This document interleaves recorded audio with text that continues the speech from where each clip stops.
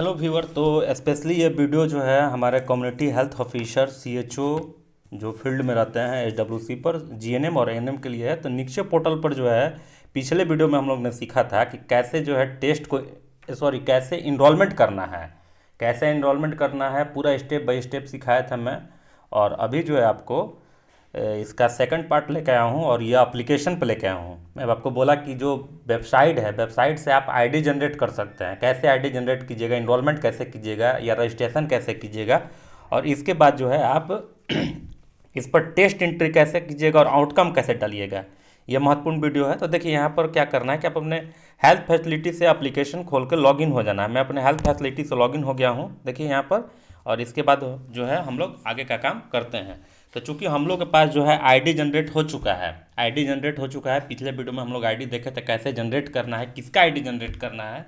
ये महत्वपूर्ण है कि 39 प्रकार का जो क्राइटेरिया है उसको फुलफिल करते हुए आपको आईडी जनरेट करना है। और ये बहुत ही मोस्ट इंपॉर्टेंट है ताकि आपका जो है डाटा जो है भारत सरकार के पोर्टल पर दिखे और काउंट हो।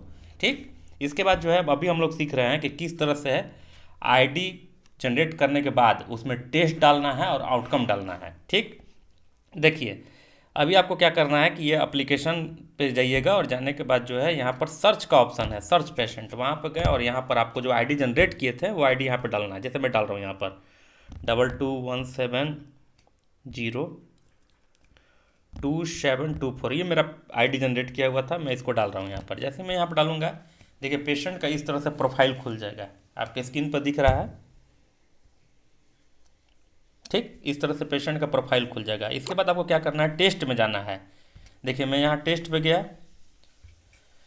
और टेस्ट में जाने के बाद देखिए प्लस का जो चिन्ह है इस पर क्लिक करना है। जैसे ही मैं क्लिक करूँगा आपको इस तरह का इंटरफेस खुल जाएगा और आपको यहाँ पे चूज करना है डायग्नोसिस ऑफ टीबी। ठीक, प्रीडोमिनेंट सिम्टम्स, ये जो सिम्टम्स है अगर आपको दिख रहा है और लगता है कि पेशेंट का सिम्टम्स है तो आप चूज कर सकते हैं। ठीक है, ड्यूरेशन, कितने दिन से वो प्रॉब्लम उसको है पेशेंट को, यहाँ पर दिन में लिख सकते हैं 10 20 30। ठीक, ये ऑप्शन जो है number of SCP health care provider visited before diagnosis of current episode, आपसे आने से पहले ये पेशेंट कहाँ कहाँ गया है उसका संख्या लिखना। मान लीजिए कि आपके आने से पहले 3 जगह ये जाकर दिखा चुका है तो यहाँ पर 3 डाल देना है।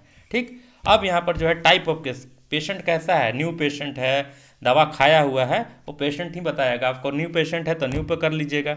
इसके बाद प्रिजेम्पटिव को टिक करना, चूँकि हम लोग प्रिजेम्पटिव कर रहे हैं, संभावित पेशेंट को हो सकता है, इसको टीबी हो सकता है, आगे रिस्क फैक्टर में है ये, इसलिए इसका हम लोग आईडी जनरेट कर रहे हैं और टेस्ट इस पर एंट्री कर रहे हैं, टेस्ट करवा रहे हैं मरीज का। ठीक, आगे हम लोग चलिए इसको प्रिजेम्पटिव के बाद जो है टेस्ट टाइप। ठीक, टेस्ट टाइप आपके पास जो टेस्ट है जनरली आपको मिलेगा माइक्रोस्कोपिक जेडन मिलेगा, ट्रूनट मिलेगा, एमटीबी।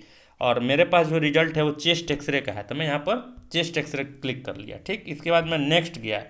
नेक्स्ट करने के बाद जो है टेस्टिंग लैब, कहाँ से वो जो है पेशेंट का जांच हुआ है, जहाँ से हुआ है जांच उसका यहाँ पर सेलेक्ट करना। जैसे ये पेशेंट मेरा अकोड़ी गोला का है तो हम अकोड़ी गोला ले लिए और रिजल्ट में अवेलेबल में प्रेजेंट कर दी, मेरे पास रिजल्ट अवेलेबल है पेशेंट का। ठीक, नेक्स्ट हम गए। इसके बाद जो है lab serial number, date tested, ये आपको डालना होता है। ठीक है, जो मैंडेटरी है रेट को भी रेड मार्क का जो है उस पर आप डाल के भी आगे बढ़ सकते हैं। जैसे मैं यहाँ पर जाता हूँ डेट रिपोर्टेड, ये मैंडेटरी है। तो ये पेशेंट जो है सितंबर में आया था मेरे पास और ये आया था 17 सितंबर को, सितंबर का महीना में आया था तो मैं यहाँ पर 17 सितंबर 2025 लिख दिया और इसका चेस्ट एक्सरे हुआ था और उस आधार पे जो है ये नॉट सजेस्टिव ऑफ टीबी है। ठीक, चूँकि हेल्थ फैसिलिटी के पास जो है निगेटिव डाटा ही है, पॉजिटिव डाटा आपके पास नहीं है।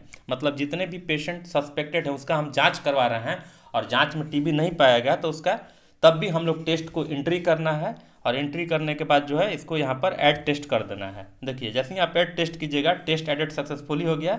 इसके बाद आप यहाँ से बैक चल जाइए और बैक जाने के बाद अब क्या करना है कि पेशेंट का आउटकम डालना है। आउटकम जरूरी है कि पेशेंट को हम जो है मेरे पास सस्पेक्टेड पेशेंट आया, उसका मैंने इनरोलमेंट किया, इनरोलमेंट करने के बाद उस पर टेस्ट डाला और टेस्ट डालने के बाद जो है अब मुझे आउटकम डालना है। तो इस पेशेंट का जो है नॉट सजेस्टिव ऑफ टीबी है, मतलब कि इसको टीबी अभी नहीं है, तो इसका मैं केस क्लोज कर रहा हूँ और यहाँ पर ये पहला ऑप्शन चूज कर रहा हूँ, जैसा कि देखिए आपकी स्क्रीन पर भी दिख रहा होगा। ठीक है, इस तरह से। तो case not diagnosed as TB and not eligible for TPT, इस तरह से ऑप्शन लेकर मैं यहाँ पर क्लोज केस कर दिया और देखिए यहाँ पर सक्सेसफुली केस क्लोज हो गया। तो इस तरह से जो है सारे जो मेरे हेल्थ वर्कर ऑफिसर हैं, community health officer, CHO, GNM और एएनएम जो फील्ड लेवल पे हैं, एचडब्ल्यूसी पर, एपीएससी, एचएससी पर, उनको ये सारी प्रक्रिया करनी है और इस तरह से जो है आपको पूरा इनरोलमेंट का डाटा आपको कंप्लीट करना है। Thank you very much.